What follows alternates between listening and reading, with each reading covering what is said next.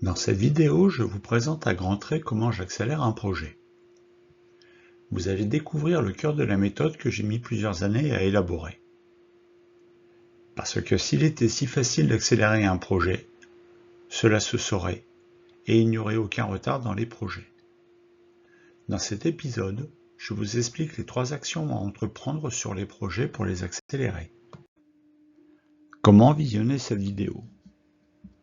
Pour tirer le meilleur de cette vidéo et suivre le fil conducteur de la playlist, nous vous recommandons de visionner les vidéos dans l'ordre ci-dessous. Vous êtes dans la vidéo surlignée. Comment accélérer un projet? Pour accélérer un projet, un référentiel comme le PMBOK est nécessaire mais pas suffisant. Il doit être complété et enrichi en agissant sur l'organisation, puis sur ses projets. L'intervention sur les projets requiert 3 actions complémentaires. Il convient tout d'abord de construire une solide référence de base délai. Le projet doit ensuite être réalisé en introduisant du pilotage managérial, en fonction du statut et de l'avancement des activités. Ces 2 actions doivent enfin être intégrées et matérialisées dans un logiciel de planification. Accélérer un projet, ce n'est pas intervenir sur une variable, c'est construire un écosystème. Les 3 actions pour les projets. La première action pour accélérer un projet consiste à construire une solide référence de base délai. Ensuite, le projet doit être réalisé avec du pilotage managérial en fonction du statut des activités. Ces 2 actions doivent enfin être intégrées et matérialisées dans un logiciel de planification. Construire une solide référence de base délai. La référence de base délai est très souvent mal construite. Il manque des exigences qui ne font pas partie de la structure de découpage du projet. Le projet est donc incomplet. Les estimations sont faites à la hâte et sont très souvent optimistes par rapport à ce qu'elles devraient être. La gestion des risques se résume à identifier les risques et à les prioriser. Des plans d'action peuvent être quantifiés, mais ils ne sont presque jamais inclus dans les délais. Les risques restent donc dissociés des délais. Le séquencement des processus de planification vise à corriger ces mauvaises méthodes de planification. Il donne la liste et l'ordre dans lequel les processus doivent être activés. Rien n'est fait au hasard ou indépendamment les uns des autres. En passant d'un processus à l'autre, les informations générées sont affinées et complétées pour former un tout qui aboutit à l'élaboration de l'échéancier dans un logiciel de planification. L'enregistrement de la référence de base délai donnera une date de début et de fin planifiée pour toutes les activités, qui serviront à évaluer la performance durant l'exécution du projet. Le logiciel de planification affichera en complément le chemin critique, défini comme la durée la plus longue du projet avec des activités à marge totale nulle. Si vous ne construisez pas votre référence de base délai en suivant ce séquencement et en intégrant les processus les uns avec les autres, vous êtes assuré d'avoir des retards par la suite. Réaliser le projet avec du pilotage managérial. Lorsque le projet est planifié, il faut l'exécuter, le maîtriser et le clore. Le séquencement des processus indique de nouveau quels processus de management doivent être activés et dans quel ordre. Mais il convient de compléter cette réalisation avec un pilotage managérial approprié au statut des activités figurant dans le planning, et ce, tout au long du cycle de vie du projet.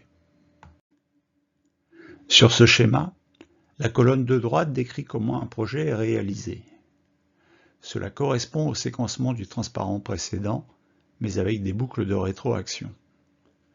Quand le planning est mis à jour avec les dates de début et de fin réelles, ou le pourcentage achevé, des écarts apparaissent. Il faut les gérer avec des demandes de changement qui valideront des plans d'action pour resynchroniser le projet. Tout le monde fait cela normalement. Mais en n'en faisant que cela, vous passez votre temps à courir derrière le planning. Les écarts révèlent des retards à réduire.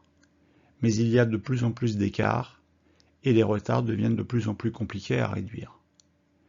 Les parties prenantes s'essoufflent à gérer les retards. Je vous propose maintenant d'arrêter de faire cela pour courir devant le planning. Pour cela, il ne faut pas que le planning du projet vous échappe. Une fois que le projet a démarré, c'est comme un TGV à grande vitesse. Pour éviter qu'il ne déraille, vous devez maîtriser sa vitesse et le piloter. Cela signifie organiser des réunions de pilotage en fonction du statut des activités. Si une activité démarre demain, vous devez organiser une réunion de synchronisation avec les parties prenantes responsables de son exécution. Vous devez vous assurer que l'activité pourra démarrer à la date prévue avec toutes les ressources requises.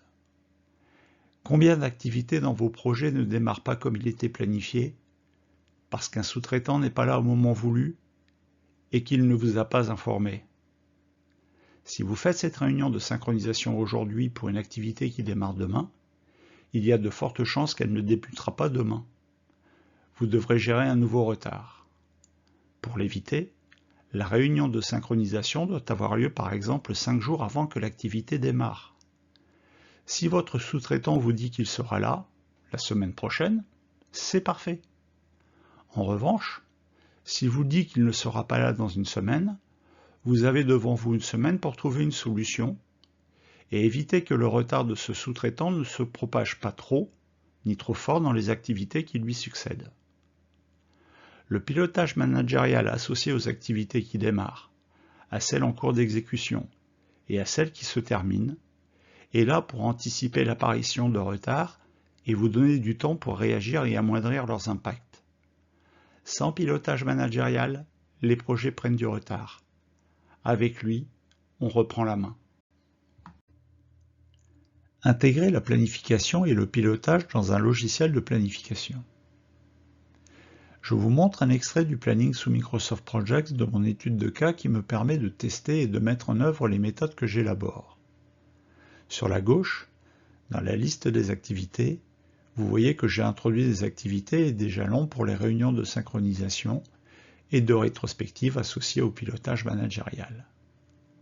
Pour la réunion de synchronisation avec les parties prenantes responsables des activités dans le livrable équipement de production et de recyclage de l'énergie, j'ai décidé de la faire 5 jours avant le début de la première activité. Lorsque le livrable est achevé, j'organise une réunion de rétrospective pour savoir ce qui s'est bien passé, ce qui ne s'est pas bien passé et ce qu'il est possible d'améliorer dans le futur. Ne figurent pas les réunions quotidiennes, car, pour le moment, je ne sais pas comment les matérialiser sans devoir ajouter autant de réunions qu'il y a de jours travaillés.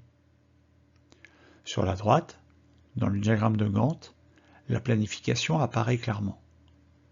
Les traits gris correspondent à la référence de base avec les dates de début et de fin planifiées pour chacune des activités et des jalons. Ces dates ne bougent pas, sauf à enregistrer une nouvelle référence de base. Vous visualisez en rouge les tâches sur le chemin critique. La performance dans l'exécution se mesurera par différence entre le planifié et le réel. Dans cet exemple, j'ai retardé le début d'une activité d'une semaine et le logiciel a automatiquement mis à jour tout le planning. Les écarts sont immédiatement visibles. Dans Microsoft Project, vous pouvez afficher des colonnes pour savoir quelles activités connaissent des écarts.